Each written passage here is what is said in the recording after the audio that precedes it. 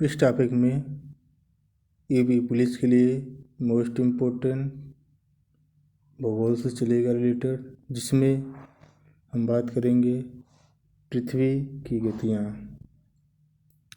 पृथ्वी की गतियाँ दो प्रकार से होती है, एक घूर्णन गति और एक परिक्रमणी गति।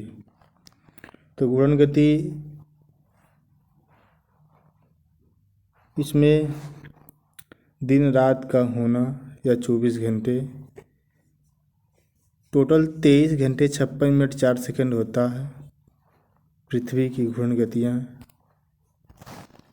और पृथ्वी अपने अक्ष के सापेक्ष दो स्थिर बिंदु की परितः पश्चिम से पूर्व लगातार लट्टू की भांति घूम रही है।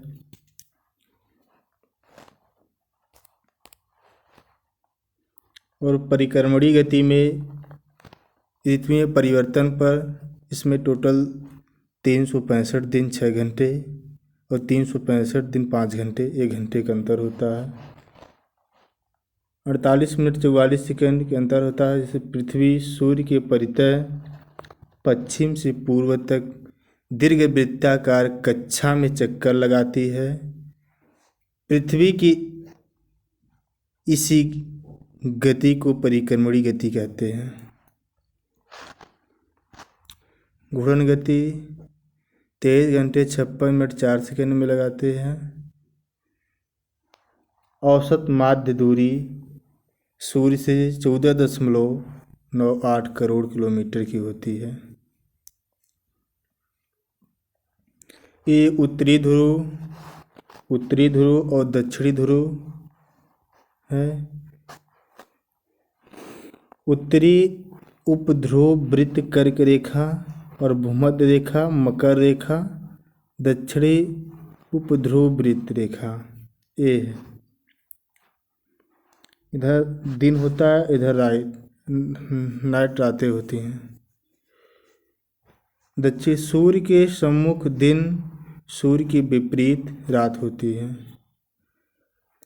यदि पृथ्वी घूर्णन करती नहीं कर रही हो तो क्या होता है? पृथ्वी वो दिन रात है।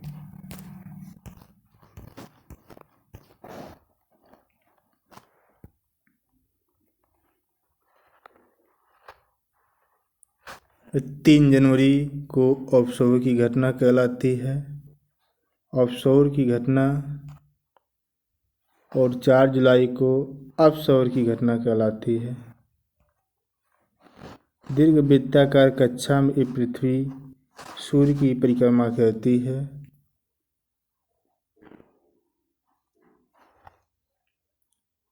और उपसौर की 14.70 करोड़ किलोमीटर दूरी होती है। और 4 जुलाई को ऑफशोर 15.21 करोड़ किलोमीटर की दूरी होती है।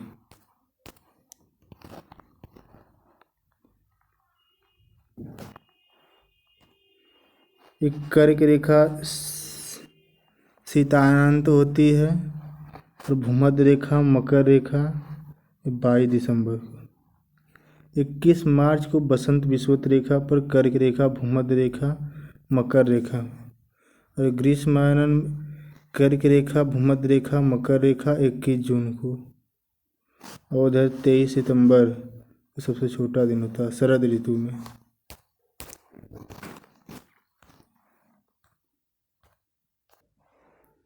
खगोलीय मात्रक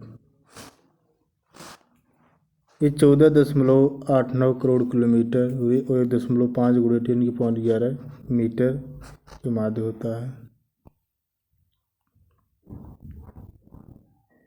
21 मार्च को बसंत विषुवत रेखा पर सूर्य चमकता है।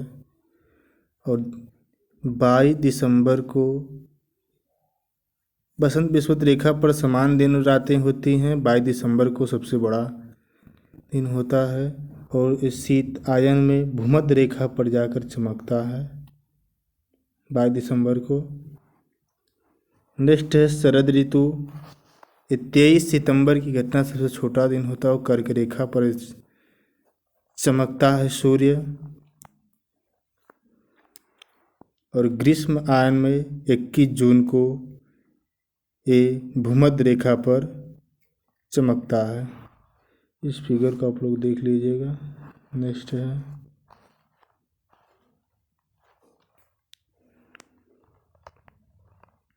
उत्तरी गोलार्ध में सूर्य 21 जून को कर्क रेखा पर चमकता है और 21 मार्च से 23 सितंबर तक ये भूमध्य रेखा और या विषुवत रेखा पर चमकता है और 22 दिसंबर को मकर रेखा पर दक्षिणी गोलार्ध में चमकता है। 21 मार्च की स्थिति 21 मार्च की स्थिति सूर्य विषुवत रेखा पर लंबवत होता है। समस्त अक्षांश रेखाओं का आधा भाग सूर्य तब प्राप्त करता है। किसी भी गोलार्ध में अस्पष्टता ना तो ग्रीष्म होती है और ना ही शीत ऋतु में होती है। प्रत्येक स्थान पर दिन व रात की अवधि समान होती है। नेक्स्ट है 23 सितंबर की स्थिति। ये शरद ऋतु। 21 जून की स्थिति 21 मार्च के बाद सूर्य का उत्तरायण प्रारंभ होता है। सूर्य उत्तरी गोलार्ध में प्रवेश करता है। सूर्य कर्क रेखा पर लंबवत होता है। सूर्य उत्तरी गोलार्ध पर यह सबसे बड़ा दिन होता है 21 जून की स्थिति को। नेक्स्ट है 22 दिसंबर की स्थिति। सूर्य इस स्थिति में मकर रेखा पर लंबवत तो होता है। 23 सितंबर के बाद ही सूर्य का दक्षिणायन प्रारंभ होता है। दक्षिणी गोलार्ध में सबसे बड़ा दिन होता है 22 दिसंबर को। ये शीतायन है। इस फिगर में जैसे देख लीजिए 21 जून की स्थिति ये है और 21 मार्च 23 सितंबर तक के विषुवत रेखा पर लंबवत रहता है। 22 दिसंबर को दक्षिणायन में होता है, दक्षिणी ध्रुव पर।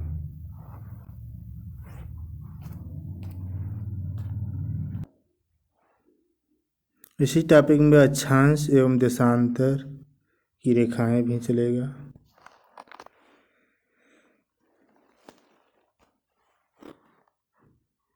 ये लाइनें देशांतर रेखाएं कहलाती हैं और ये लाइनें अक्षांश रेखाएं कहलाती हैं। अक्षांश एवं देशांतर पृथ्वी पर खींची गई काल्पनिक रेखाएं होती है जिनसे किसी भी स्थान विशेष की स्थिति का सही निर्धारण कर पाते हैं। ये अक्षांश 7, 6, 5, 4, 3, 2 और 1 से प्रारंभ होता है और अक्षांश 0 ABCDE तक होता है। इस अक्षांश ये उत्तरी गोलार्ध में 90 डिग्री घूमता है और उत्तरी ध्रुव वृत्त पर रहता है। कर्क रेखा 66 उत्तरी ध्रुव पर वृत्त रेखा है। उत्तरी गोलार्ध में 66 से 1/2 नॉर्थ अक्षांश रेखा पर होता है और कर्क रेखा 23.5 डिग्री अक्षांश रेखा पर और विषुवत रेखा 23.5 डिग्री अक्षांश रेखाओं से अक्षांश 0 डिग्री अक्षांश रेखाओं भूमध्य रेखा पर और 23.5 डिग्री अक्षांश रेखाओं से उत्तरी दक्षिणी मकर रेखा है 23.5 डिग्री अक्षांश पर और दक्षिणी गोलार्ध में 66 से 1/2 अर्थात 67 डिग्री अक्षांश रेखाएं पर। कोणीय विस्थापन 4/3 होता है। दक्षिणी वृत्त पर अवस्थित होता है। नेक्स्ट है अक्षांश। पृथ्वी के केंद्र से किसी भी स्थान विशेष की मापी गई कोणीय दूरी अक्षांश कहलाती है। भूमध्य रेखा के सापेक्ष खींची गई दूरी पूर्व से पश्चिम या पश्चिम से पूर्व है। कुल अक्षांश रेखाएं 90 + 90 + 10 अक्षांश निर्धारण उत्तर व दक्षिण में होती है। टोटल 181 मानचित्र में है और 179 ग्लोब -2 में जैसे 90 डिग्री नॉर्थ से और 90 डिग्री सेल्सियस से 2 अक्षांश के बीच दूरी 111 किलोमीटर है। 111 किलोमीटर है। इसमें शून्य देशांतर डिग्री रेखाओं पर प्रधान मध्याह्न रेखा से कहा जाता है। 180 से 100 और 70 डिग्री 10 डिग्री तक ये पश्चिमी गोलार्ध पर चमकता है। पूर्वी गोलार्ध में शून्य अक्षांश रेखाएं होती हैं। देशांतर पश्चिमी गोलार्ध और अर्धवृत्त समय 180 डिग्री देशांतर रेखाएं। कुल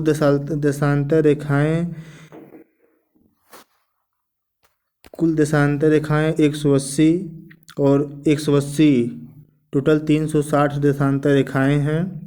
शून्य देशांतर रेखाएं बराबर प्रधान मध्याह्न रेखा ये लंदन की ग्रीनविच से गुजरती है। 180 देशांतर रेखाएं 180 डिग्री देशांतर रेखाएं आईपीएल अंतर्राष्ट्रीय तिथि रेखा। सर्वाधिक दूरी भूमध्य रेखा पर 111.32 किलोमीटर पर है। सबसे कम दूरी पर ध्रुवों पर से 2 देशांतर रेखाओं की मध्य दूरी गोरे कहलाते हैं। खींची गई उत्तर दक्षिण अथवा दक्षिण से उत्तर निर्धारण पूर्व पश्चिम का करती है।